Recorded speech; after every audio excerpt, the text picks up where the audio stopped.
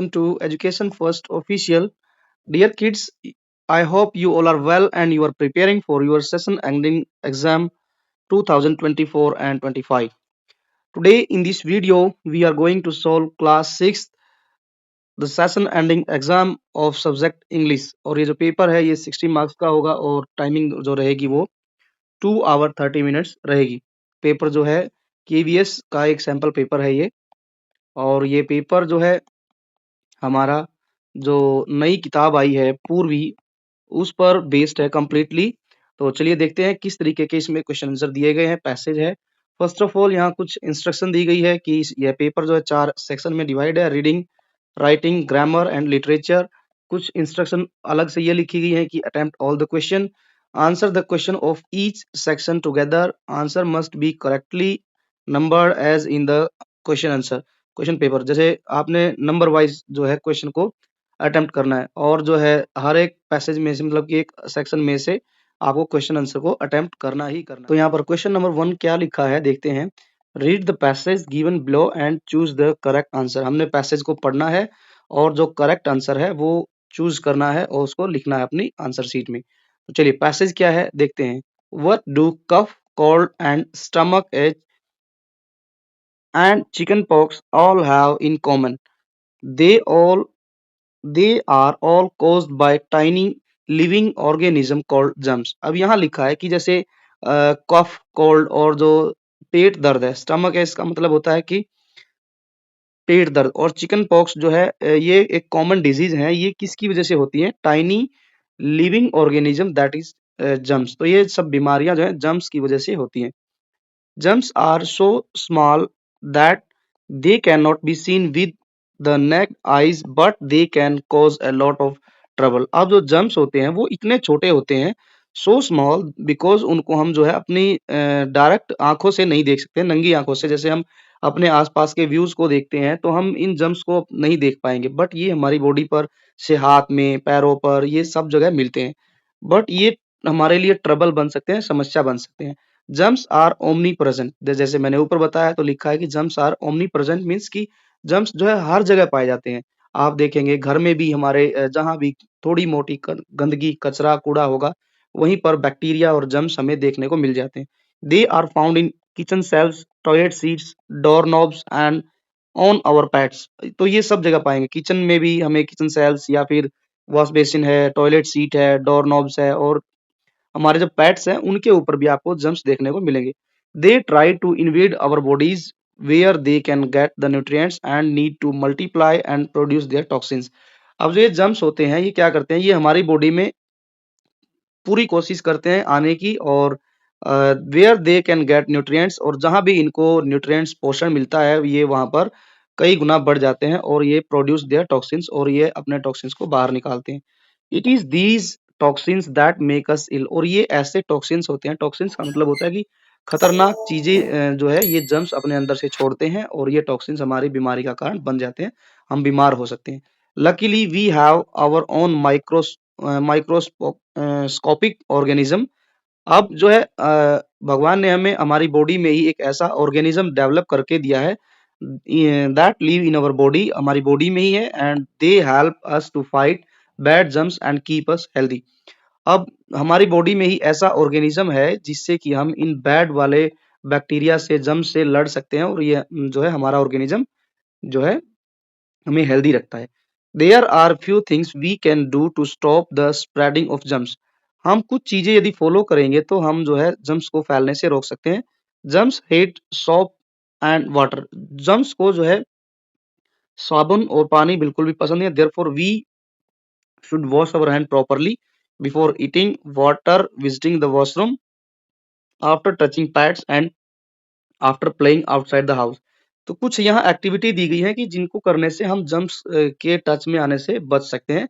Germs just love to travel about in cough and sneeze, और जो है ज्यादातर जो जम्स हैं वो खांसी और जुकाम की वजह से मतलब एक दूसरे तक ट्रैवल कर जाते हैं। If we catch a cold, यदि हमें कोल्ड हो जाता है तो we can do a few thing to stop those germs from spreading.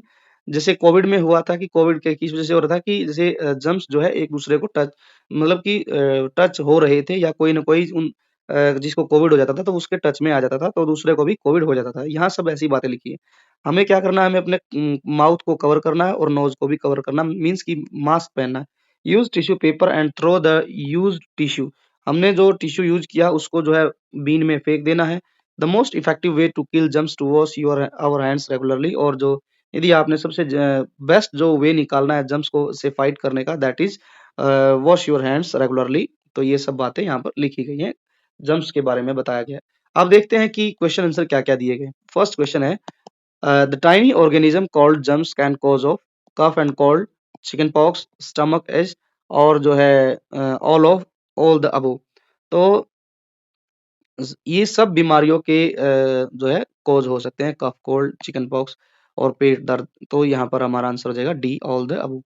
Next question, where are germs found?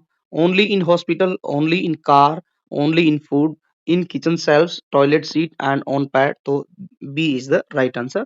Next question, how small are germs? Germs कितने छोटे हैं ये बताना है। क्या हम उनको ऐसे हम डायरेक्टली देख सकते हैं जैसे बाकी चीजों को देखते हैं? Rest of the things we can see in our surrounding area. तो first option visible to the naked eyes. Naked eyes means कि हम अपनी आंखों से डायरेक्ट देख सकते हैं, तो no, that is wrong. Larger than a grain of sand जो है यहाँ लिखा है कि जैसे रेत के दाने के बराबर है, तो वो भी नहीं है। So small they can not seen with the naked eyes. तो हम इन्हें अपनी नंगी आंखों से नहीं देखते हैं, डायरेक्ट हम जम्स को नहीं पहचान सकते, नहीं देख सकते हैं। तो C is the correct answer. What do germs need to multiply and produce toxins? Germs को सबसे ज्यादा किस चीज की आवश्यकता पड़ती है अपने आप को मल्टीप्लाई करने के लिए और टॉक्सिन्स को प्रोड्यूस करने के लिए? Water, oxygen and sunlight, nutrients from our body. तो this is the right answer. Nutrients from our body जो है यदि मिलता रहेगा तो जम्स जो है कई गुना ज्यादा क्वांटिटी में जो है फैल जाते हैं और वे टॉक्सिन्स प्रोड्यूस करते हैं। What helps us fight bad germs? तो बैड जम्स से हमें जो है कौन मदद करता है फाइट करने में? Drinking milk, taking medicine, exercise regularly, our own microscopic organism in our body. तो B is the correct answer. In our body there is a microscopic organism that helps us to fight with bad germs. Next question, what should we do before eating to stop germs from spreading? यदि हमें जो है germs को रोकना है तो हमें खाने से पहले हमें क्या करना पड़ेगा? Wash our hands, take a shower, use a tissue or wear gloves. So before eating, start to eat the food, we have to wash our hands regularly. The most effective way to kill germs: avoid eating food, stay indoor for a week, keep the window open for all the times, cover the mouth and nose, use tissue paper. This is the right answer. The most effective way to kill germs is to cover our mouth, nose and use tissue paper. Next question, find the word that meaning is present everywhere. तो present everywhere जो है उसका लिए हमें एक word use करना है। वो हमारे पैसेज में आया था एक जगह पर, यहाँ लिखा है क्या, ये रहा, जम्स आर ओमनी प्रेजेंट। तो germs are omnipresent, omnipresent means की प्रेजेंट एवरीवेयर। तो यही इसका आंसर हो जाएगा, हमें यहीं पर लिख देना है ओमनी प्रेजेंट। चलिए ये हो गया हमारा। नेक्स्ट है, अब सेकंड पैसेज फिर से आ गया है। नेक्स्ट पैसेज क्या कहता है? Read the paragraph given below and choose the correct answer. बच्चों आप जो है यदि मैं सारा पैसेज पढ़ के दिखाता रहूंगा तो और समझाऊंगा तो काफी लंबी क्लास हो जाएगी और ये फिर ठीक नहीं रहेगा। तो सीधा हम एक बार इसको पढ़ने का कोशिश करते हैं मोटा मोटा, फिर आप जो है खुद पॉज करके वीडियो और आप जो है आप इसको खुद से भी पढ़ सकते हैं। जैसे मैं जल्दी से पढ़ देता हूँ। Newspaper are good friends, life without newspaper is waste, newspaper bring us news and view from all corner of the world, any incident or occurrence of importance that takes place as reported the newspaper। जो है newspaper जो है हमारे एक अच्छे friend है। Without newspaper reading जो है लाइफ इज वेस्ट। क्यों? क्योंकि न्यूज़पेपर डेली हमारे लिए न्यूज लेके आते हैं ऑल ओवर द वर्ल्ड, हमें पता खबरें रहती हैं और हम वर्ल्ड से अपडेट भी रहते हैं जैसे जैसे हमें न्यूज़पेपर रीडिंग की हैबिट पड़ती है। तो यहाँ लिखा है कि एनी इंसिडेंट होता है और इम्पोर्टेंट कोई ऐसी घटना होती है तो उसकी रिपोर्ट जो है न्यूज़पेपर में आती है तो हमें पता चल जाती है। It means that newspaper provide us with information, हमें ढेर सारी इंफॉर्मेशन मिलती है, न्यूज मिलती है regarding various subject from all direction. Newspaper सिर्फ एक टॉपिक पर नहीं लिखा जाता है, न्यूज़पेपर में बहुत सारे पेज होते हैं 15 से 20 तक, और उनमें ढेरों खबरें आती हैं, हर तरीके की खबर आती है, लाइक स्पोर्ट्स, बिजनेस, कॉमर्स और हेल्थ रिलेटेड भी ढेरों खबरें आती हैं, पॉलिटिकल भी आती हैं, सोशल भी आती हैं। Newspaper also give us article on all kind of topic, हमें बहुत सारे आर्टिकल मिलते हैं एज पॉलिटिकल, सोशल और economic, monetary, business, commerce, sports, education, health. तो इन सब टॉपिक पर हम जो है आपको न्यूज़पेपर में आर्टिकल देखने को मिलेंगे। Newspaper publish advertisement that attract attention of the customer, और न्यूज़पेपर में एडवर्टीजमेंट भी बहुत ढेर सारी छपती हैं जो कि न्यूज़पेपर अपने कस्टमर का जो है अटेंशन अट्रैक्ट करता है। They also contain book review of literary, historical and other books by the scholar. अब न्यूज़पेपर में बुक रिव्यू भी आते हैं। न्यूज़पेपर आर डिफरेंट टाइप्स, बहुत सारे प्रकार के न्यूज़पेपर होते हैं। सम न्यूज़पेपर आर पब्लिश डेली, जो डेली भी पब्लिश होते हैं, वीकली भी पब्लिश होते हैं। मैगजीन्स होती हैं जो मंथली पब्लिश होती हैं, they are called dailies. We must call cultivate the habit of reading newspaper to know what is happening around the globe, और हमें अपने अंदर जो है एक हैबिट कल्टीवेट विकसित करनी चाहिए, डेवलप करनी चाहिए न्यूज़पेपर रीडिंग की, ताकि हम अपने आसपास के संसार से जुड़े रहें। The one who read newspaper and interrupt editorial page can only be a master in current affair. जो डेली न्यूज़पेपर पढ़ता है, एडिटोरियल पेज पढ़ता है, वो मास्टर हो जाता है किसमें? करंट अफेयर में एंड जनरल नॉलेज में। Reading newspaper helps you to find what news is and how it is written. One who dreams of being a journalist should not spare a daily without reading a newspaper. जो journalist होता है वो जो है एक दिन में कोई भी जो है मीन्स कि न्यूज़पेपर रीड करता ही करता है, विदाउट रीडिंग उसको जो है मतलब कि वो ड्रीम भी नहीं कर सकता, वो सोच ही नहीं सकता कि जो जर्नलिस्ट होता है पढ़ता ही पढ़ता है newspaper daily. They should be aware about the editorial and be well versed with the vocabulary. अब यदि आप एडिटोरियल पेज पढ़ते हैं तो आपको वोकैबुलरी भी अच्छी हो जाएगी। We will get to know news from all the country. Newspaper में सारे संसार से, सारे देशों से न्यूज़ आती है। If we read newspaper regularly, we are reading the newspaper seriously, it will also help to shine the competitive examination. तो ढेर सारी बातें न्यूज़पेपर के बारे में लिखी गई हैं। चलते हैं सीधा क्वेश्चन पर, देखते हैं क्या लिखा गया। क्वेश्चन है, what kind of articles are published in the newspaper? Educational and health related, economic, monetary, business, commerce related, political. तो इसका उत्तर हो जाएगा all the above. What are the benefit of reading an editorial page? Editorial page जो आता है बीच में newspaper के, तो उसका क्या बेनिफिट होता है? One can become a businessman, one can become a poet, one can become elite exam, one can get mastery in the current affair. So that is the right answer. This one is the right answer. One can get mastery in the current affair if one can read the editorial page regularly. Newspaper publish advertisement to attract. अब जो है newspaper में जो advertisement publish की जाती है वो क्या काम करती है? Attention the foreigner, attention the tourist, attention the air hostess and attention the customer. तो वो जो एडवर्टीजमेंट पब्लिश हुई न्यूज़पेपर में वो अटेंशन अट्रैक्ट करती है कस्टमर्स का। How do newspaper help the student? He can get knowledge of current affair, he can shine a competitive examination, he can enhance his vocabulary all the वो। तो ये सभी बातें कवर हो जाती हैं यदि एक स्टूडेंट जो है डेली न्यूज़पेपर रीडिंग हैबिट जो है कल्टीवेट करता है तो। Who is journalist? Daily newspaper reader, book review करने वाला है, प्रेस रिपोर्टर और स्क्रिप्ट एडिटर। तो journalist is a daily newspaper reader. What is the role of newspaper? Newspaper का रोल क्या होता है? To entertain us, to provide local news, to bring news and view from all corners of the world. This is the right answer. What do newspaper help us to do?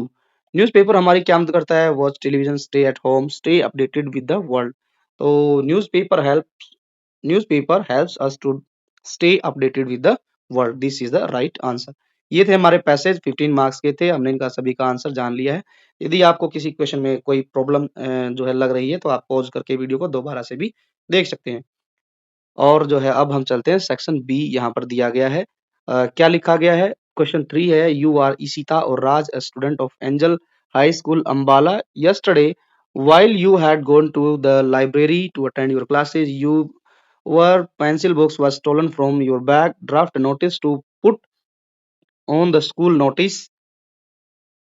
notice or board giving all the details in not more than 50 words. तो यहाँ पर लिखा है कि आपने एक notice लिखना है। आप एंजल स्कूल के जो है स्टूडेंट हैं, आपका नाम राज या फिर लड़की है तो ईशिता है।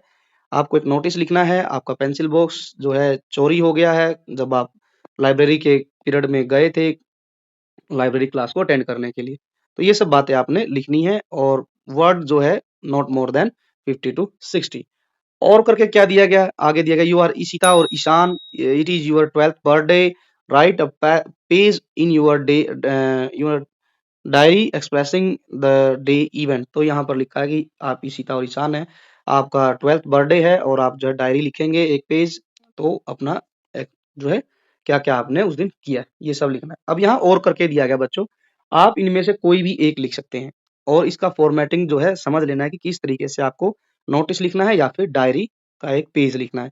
चलिए हम पहले सबसे पहले नोटिस से शुरू करते हैं। तो हम लिखेंगे सबसे पहले नोटिस ऊपर लिखना होता है और जो नोटिस लिखना है उसको हम एक बॉक्स में लिखें प्रॉपर्ली। सबसे पहले आपको अपने स्कूल का नाम लिखना है, angel pub high school Ambala. अब नोटिस को हम कैसे लिखेंगे, तो यहाँ पर एक फॉर्मेट दिया गया है, इसको समझ लेंगे। This is to inform all the student that my pencil box was stolen in from my bag while attending the library class yesterday. पहले हमने बताना है कि क्या हुआ हमारे साथ जो है और कब हुआ है, ये घटना से हमें जो है नोटिस में अवगत कराना है, बताना है। तो यहाँ लिख दिया कि this is to inform all the students that my pencil box was stolen from my bag while attending the library class yesterday. The pencil box is blue in colour and of classmate company. और box की जो पहचान बतानी है वो भी जरूरी है, ब्लू कलर का है और कंपनी उस पर लिखी हुई है क्लासमेट।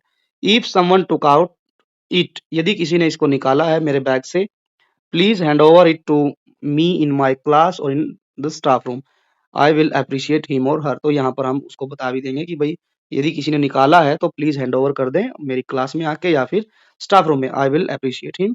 ईशिता और जो है राज, जो भी बच्चा है उसका नाम ले, लड़की है तो ईशिता, देन लड़का है तो राज। यहाँ पर 10th नहीं आएगी, 6th आएगी। यहाँ लिख दें क्लास 6 आपका सेक्शन जो भी है ABC, and then Anjal high school Ambala. तो इस तरीके से हम लिख देंगे। अब बात करते हैं डायरी, साथ की साथ में डायरी भी लिख लेनी है। If it is your 12th birthday और write a page in your diary expressing the day's event.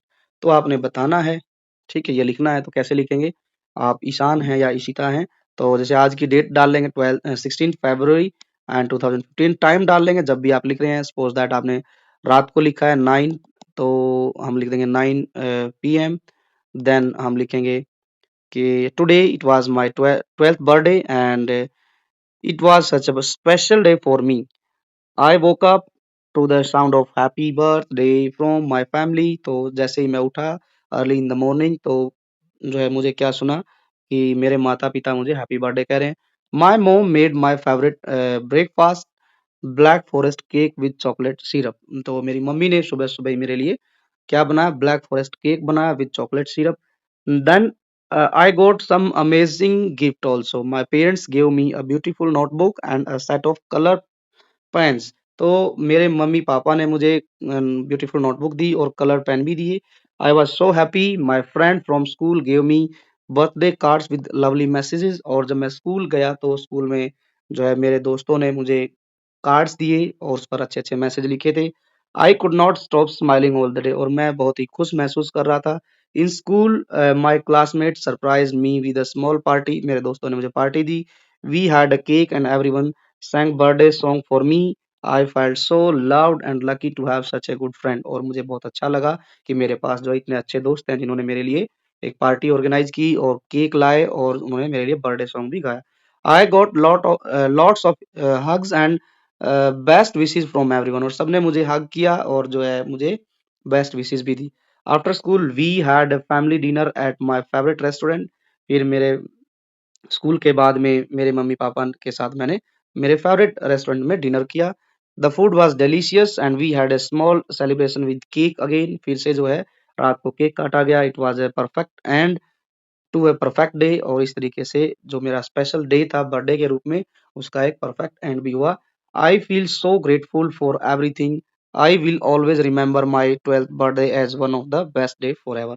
तो मैं इसको जो है एक मतलब कि बेस्ट डे के रूप में याद रखूंगा कि मेरा 12th बर्थडे ऐसे मनाया गया था। अब हम चलते हैं, यहाँ दिया गया है, क्या दिया गया है। अब क्वेश्चन 4 है, यू आर रवि और Rakhi, your father has presented you a watch on your birthday, write a letter to your father thanking him for the lovely birthday present. अब यहाँ पर आपने इनफॉर्मल लेटर लिखना है अपने पापा को फॉरवर्ड कि फादर ने आपके लिए एक गिफ्ट भेजा है, प्रेजेंट किया है, जो है रिस्ट वॉच और आपके बर्थडे पर, तो आपने थैंक यू बोलना है अपने फादर को।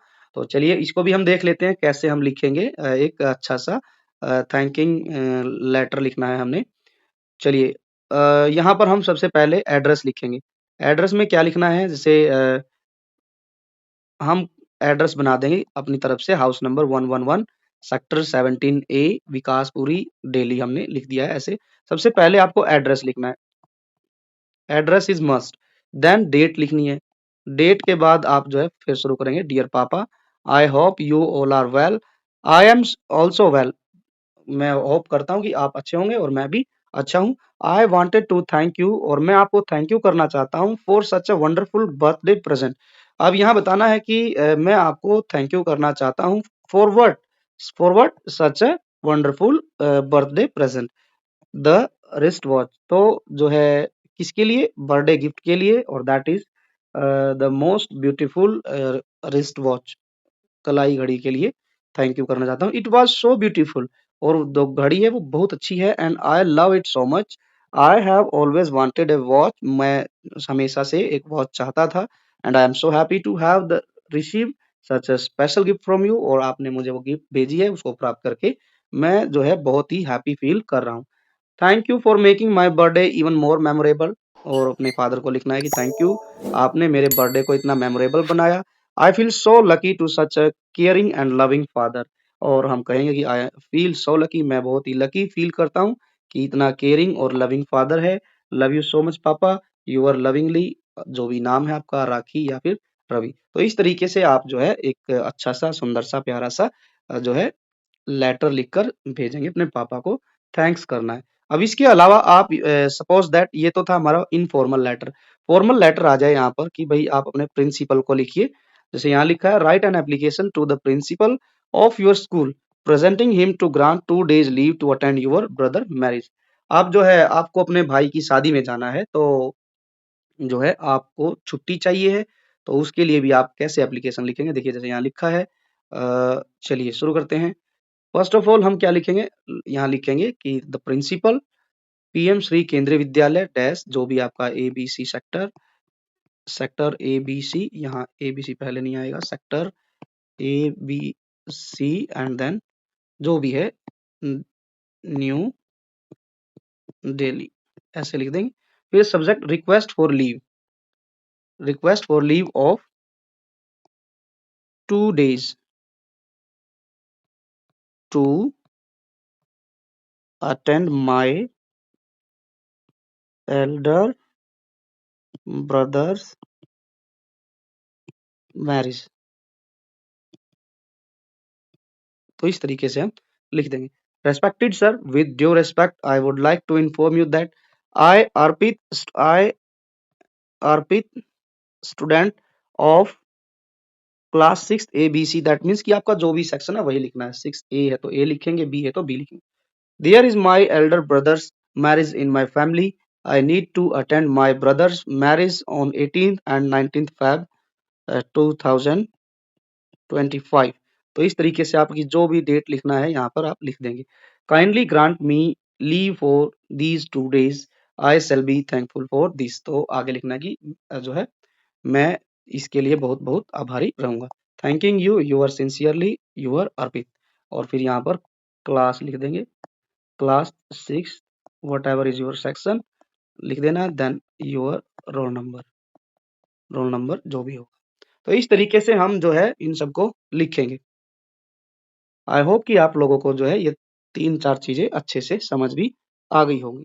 अब बात करते हैं question 5, write paragraph on any one topic given below.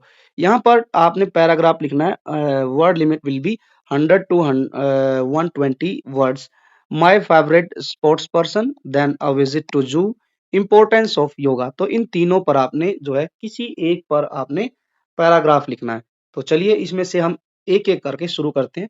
आपको सिर्फ एक लिखना है, सभी नहीं लिखना है, एक ही लिखना है, बट हम इन तीनों को देखते हैं कि किस तरीके से हमने कंटेंट को लिखना है। चलिए शुरू करते हैं। First of all we are going to write about my favourite sports person.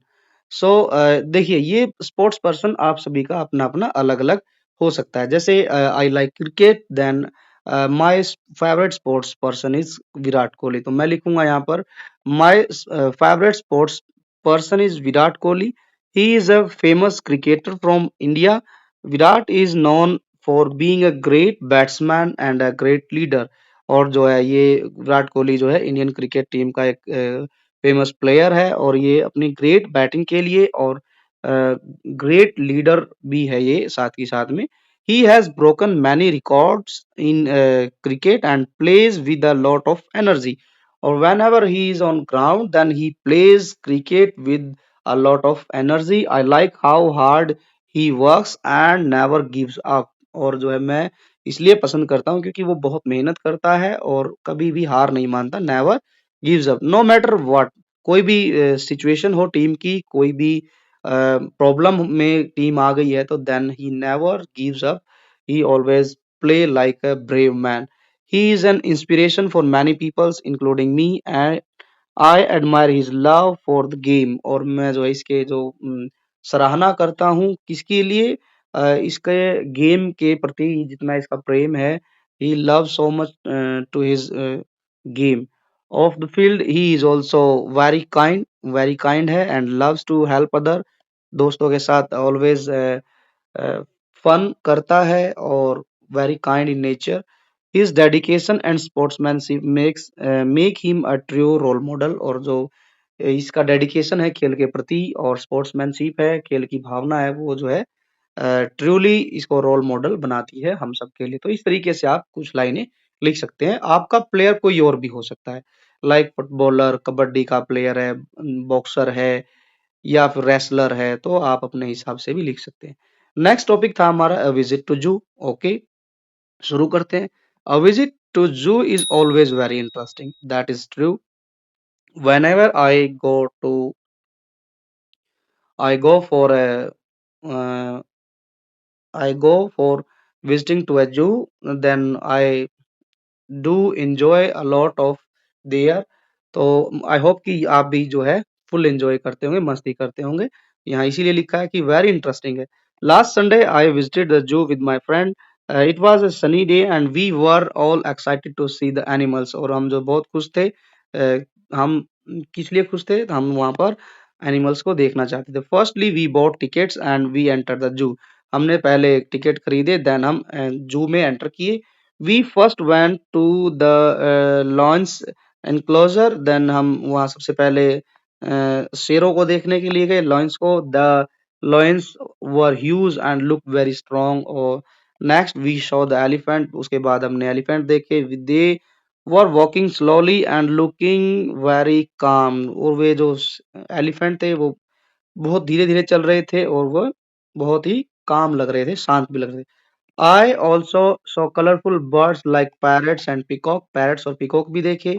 The monkeys were playing around and jumping from one tree to another। और जो वहाँ पर मैंने monkeys को भी देखा, they were playing and jumping on the tree from one to another, which was very funny to watch। ऐसा देखना बड़ा ही अच्छा लग रहा था। My favorite part was seeing a giraffe, giraffes with their long neck। मुझे सबसे अच्छा क्या लगा अपनी जो विजिट थी उसमें जिराफ को देखना लगा, उसकी लंबी गर्दन। We spent the whole afternoon walking around learning about different animals. हम वहाँ सारा दिन रहे और डिफरेंट थिंग्स हमने सीखी वहाँ पर एनिमल्स के बारे में। It was a fun and educational trip. और ये ट्रिप जो थी वो एक एजुकेशनल ट्रिप थी और फन भी था हमारे लिए। And I hope to visit again soon. और मैं होप करता हूँ कि मैं दोबारा से फिर ऐसी ही अमेजिंग जगह पर एक बार फिर से घूम कर आऊं। अब नेक्स्ट बात है हमारी importance of yoga. Importance of yoga very interesting. ऐसा ही एक चैप्टर हमारी टेक्स्ट बुक पूर्वी में भी दिया गया है। तो वो पूरा का पूरा इम्पोर्टेंस की बात ही करता है। तो चलिए शुरू करते हैं।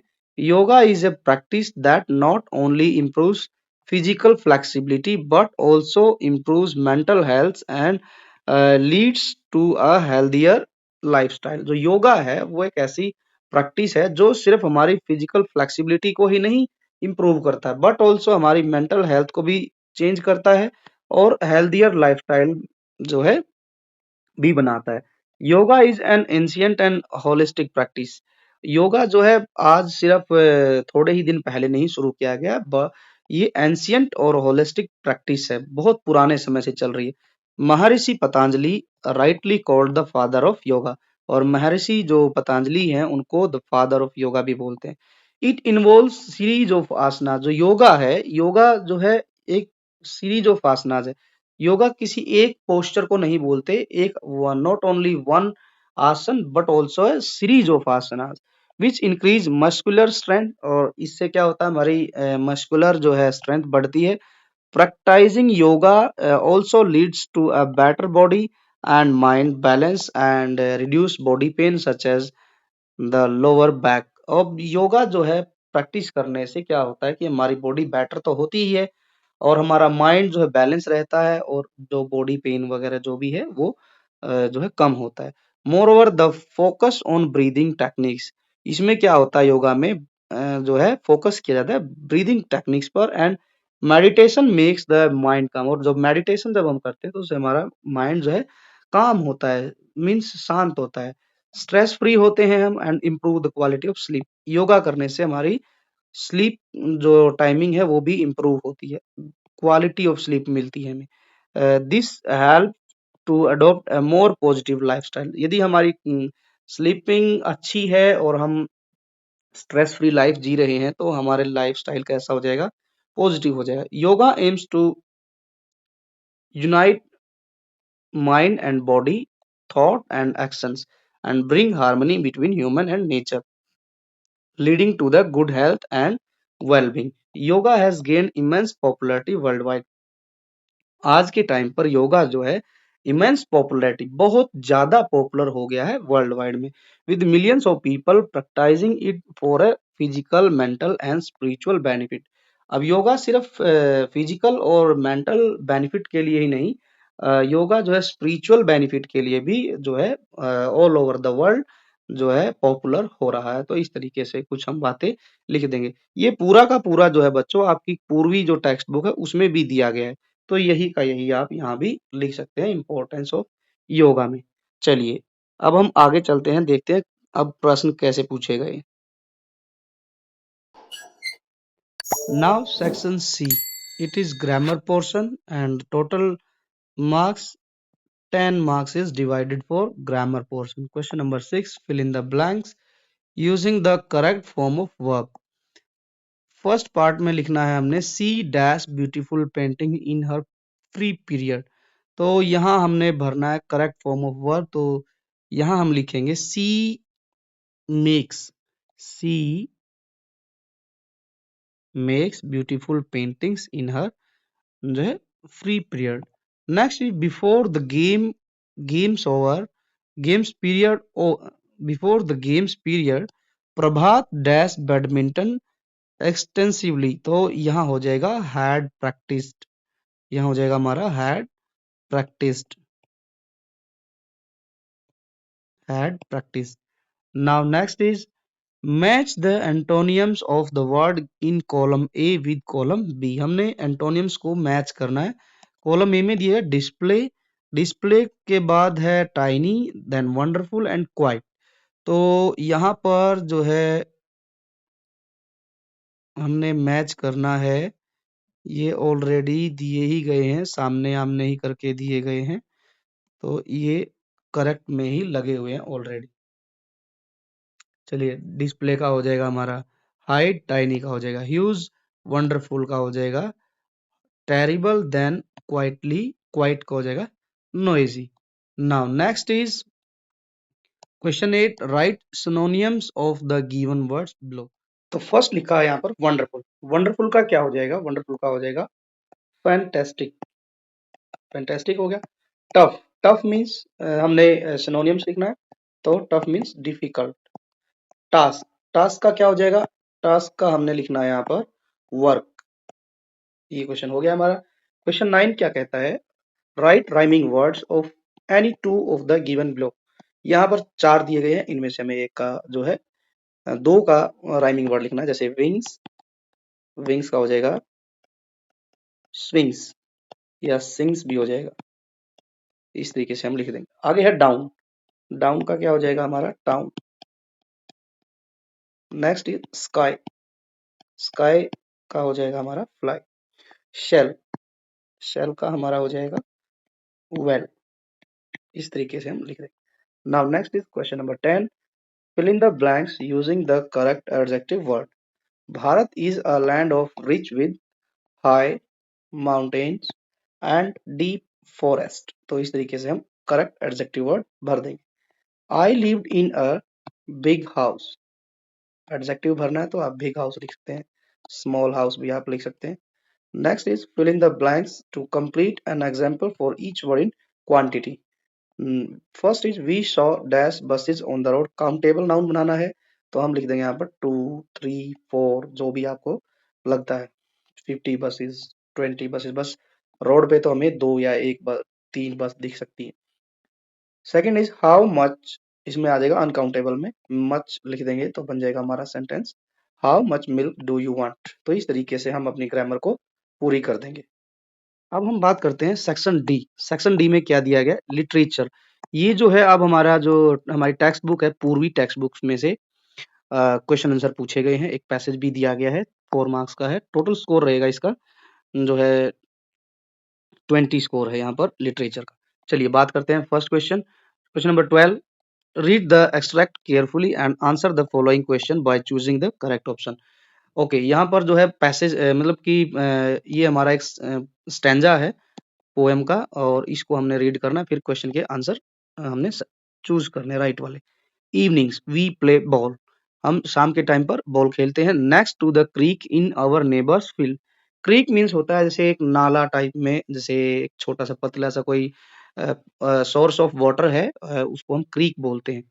इन आवर नेबर्स फील्ड, किसके फील्ड में खेलते हैं, पड़ोसी के फील्ड में खेलते हैं। We run so fast I can not even catch my breath, when blue dark turns to black, cold grass acts our feet।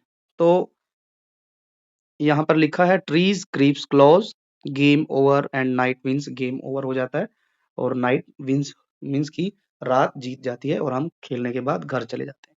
First question है name the poet and the poem. इसके जो poet है उसका नाम लिखना है, तो name of the poet is Georgia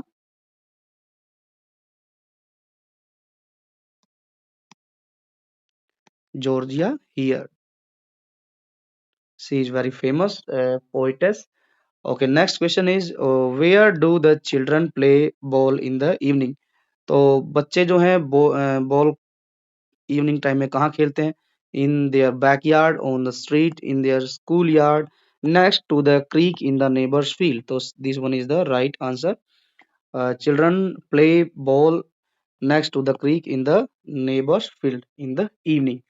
third question, how do the children feel when they run fast. जब वे तेज दौड़ते हैं तो वे कैसा फील करते हैं, एक्साइटेड, बोर्ड, टायर्ड, तो they can not even catch their breath. तो this one is the right answer. Next is what happens when the sky run from blue to dark. जब स्काई ब्लू टू डार्क हो जाता है, मतलब कि अंधेरा छा जाता है आसमान में, तो क्या होता है, they start a new game, the trees disappear, पेड़ गायब हो जाते हैं, या फिर नया गेम शुरू करते हैं।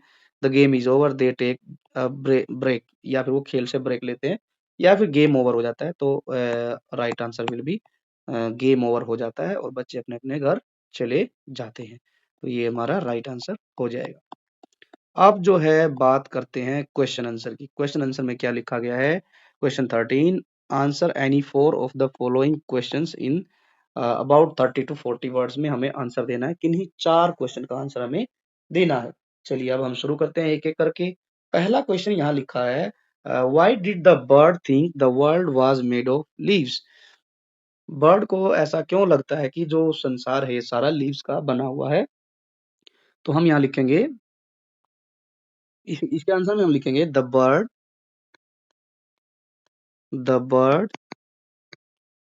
Thought the bird thought that the world is,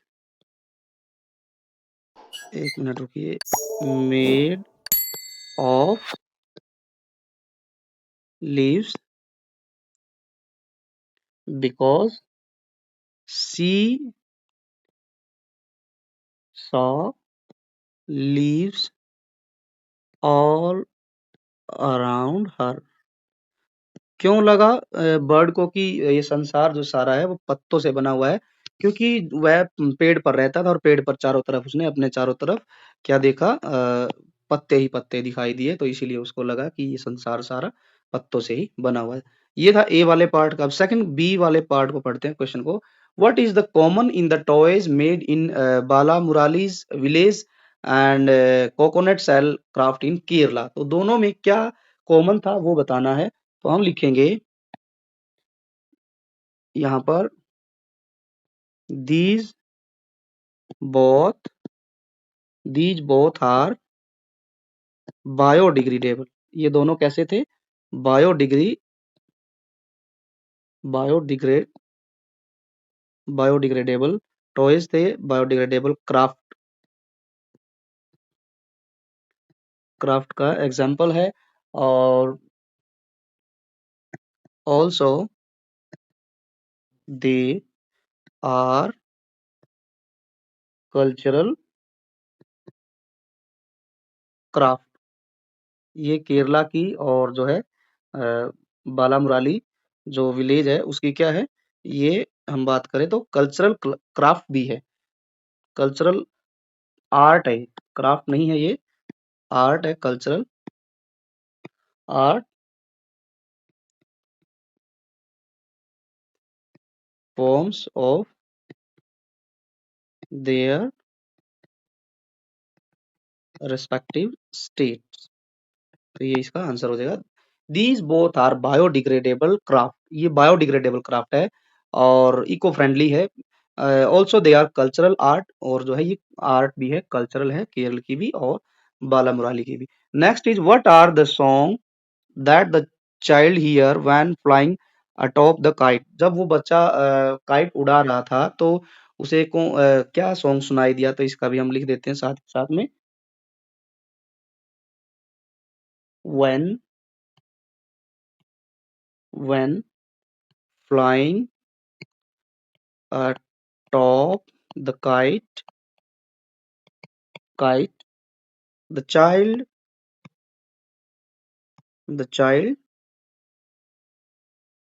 imagine imagines hearing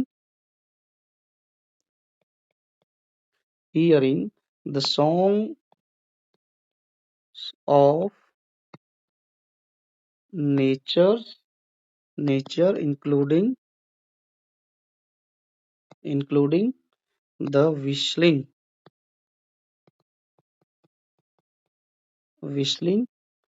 of the wind as it rushes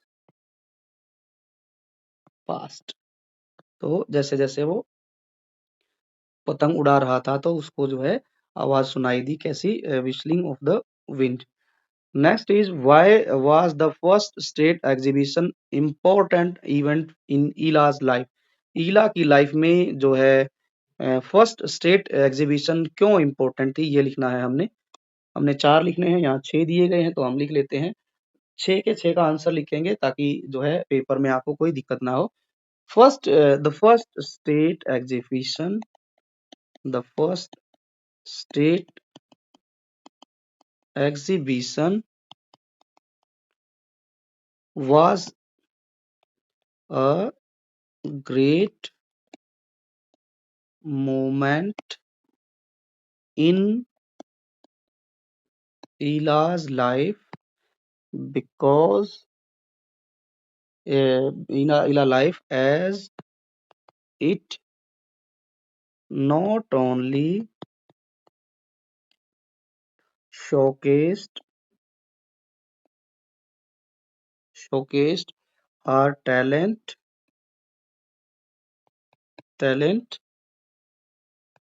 to the public for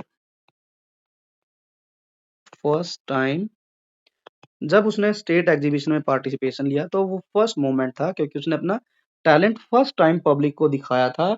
but also but also open door open door to new opportunity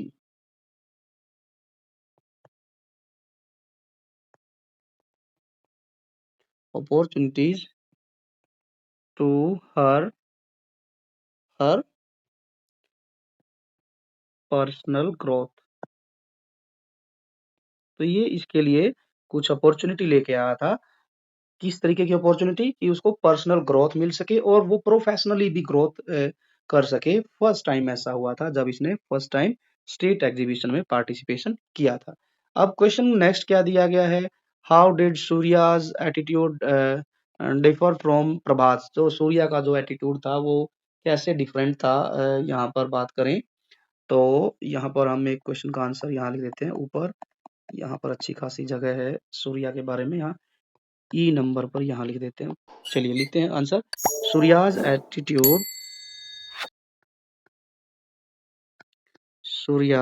attitude differed from Prabhat because because he used to enjoy every moment of the game। जो सूर्या था वो उसका attitude इसलिए अलग था क्योंकि वो game का हर एक मोमेंट एंजॉय करता था। वाइल प्लेइंग, सिर्फ वह खेलता नहीं था, वाइल प्लेइंग खेलता नहीं था, बल्कि वो उस पल को जीता था, अच्छे से एंजॉय करता था। और बट जो है चाहे वो हारे चाहे वो जीते, कभी भी उसको ऐसा नहीं लगता था कि भाई मैं हमेशा जीतूं। तो लिखेंगे ही विल नॉट बॉदर, कभी उसको टेंशन नहीं होती थी इस बात की, वेदर ही विल विन और नॉट, कि वह जीतेगा या हारेगा। तो इस तरीके से हमने इसका आंसर लिख देना है। अब बात करते हैं जो लास्ट क्वेश्चन बच गया है हमारा, उसको भी हम देख लेते हैं। क्वेश्चन नंबर है हमारा 6। व्हाट इज एक भारत श्रेष्ठ भारत प्रोग्राम ऑल अबाउट। एक भारत श्रेष्ठ भारत के बारे में बताना है हमें। यहाँ हम लिखेंगे क्वेश्चन नंबर 6। एक एक मिनट रुकिए। एक भारत एक भारत श्रेष्ठ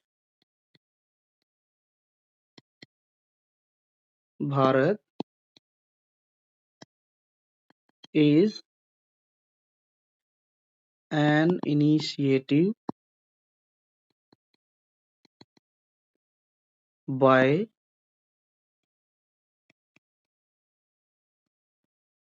government of India and aimed at promoting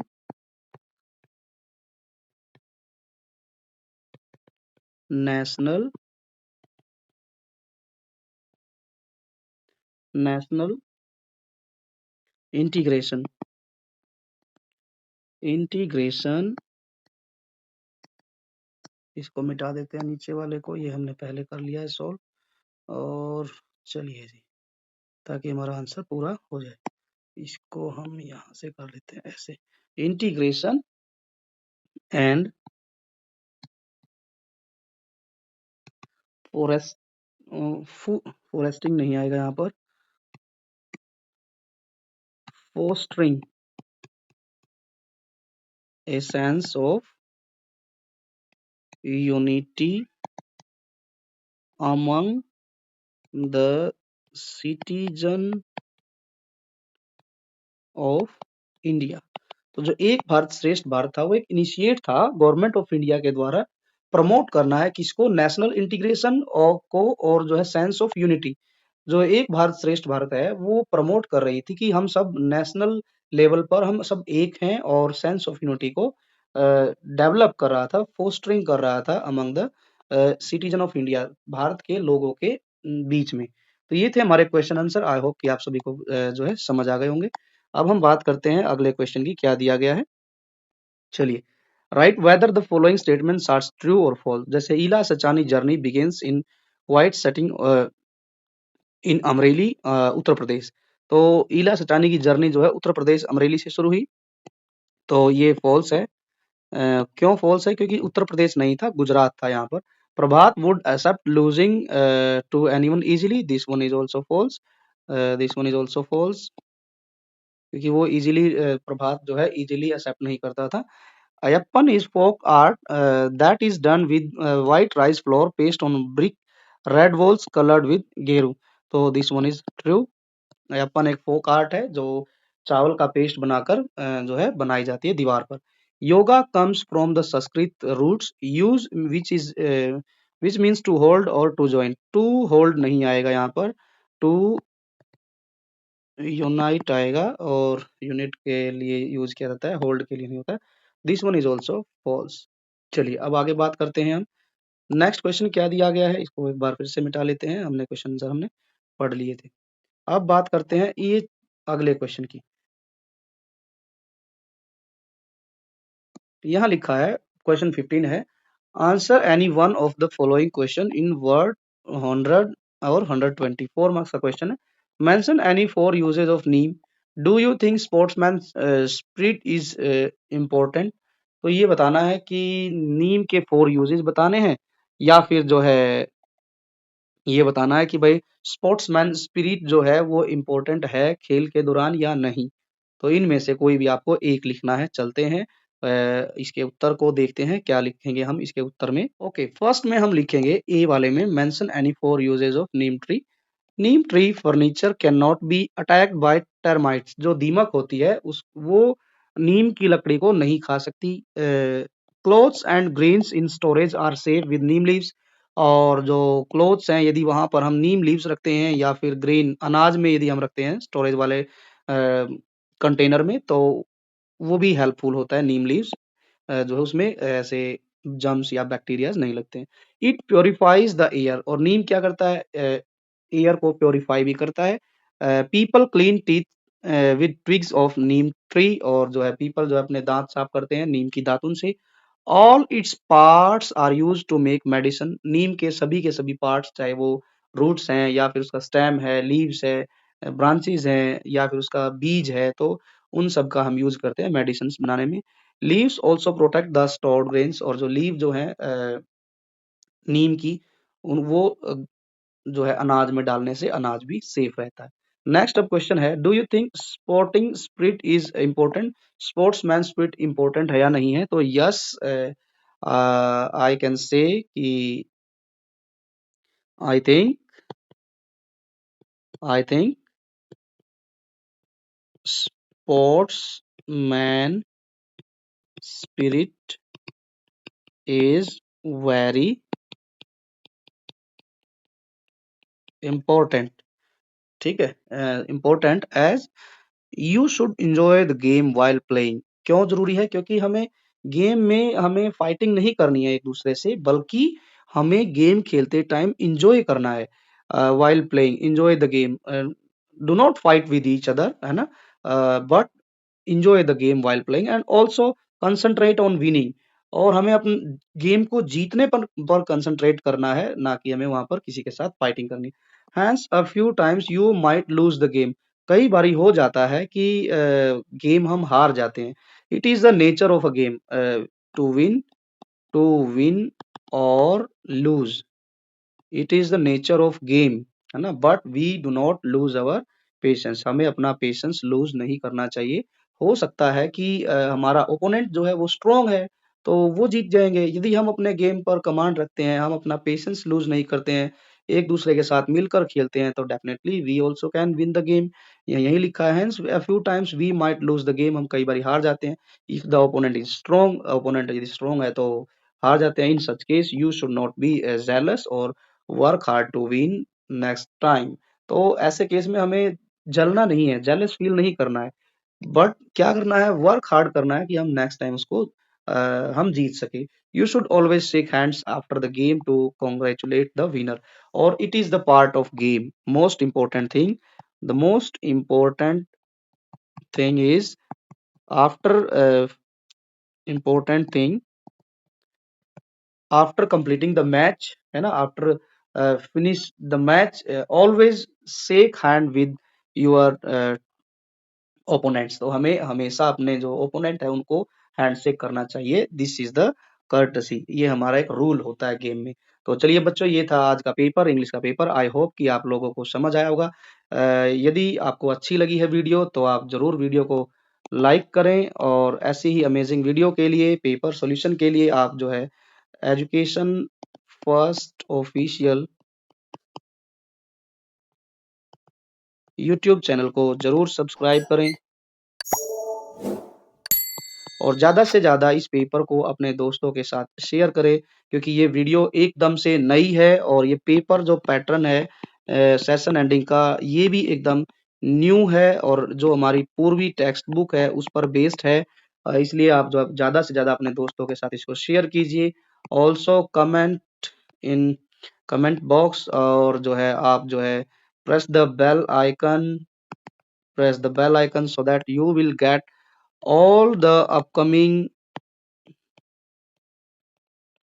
notification. आपको सारे नोटिफिकेशन मिलते रहेंगे, आप जो है बेल आइकन को जरूर प्रेस करें।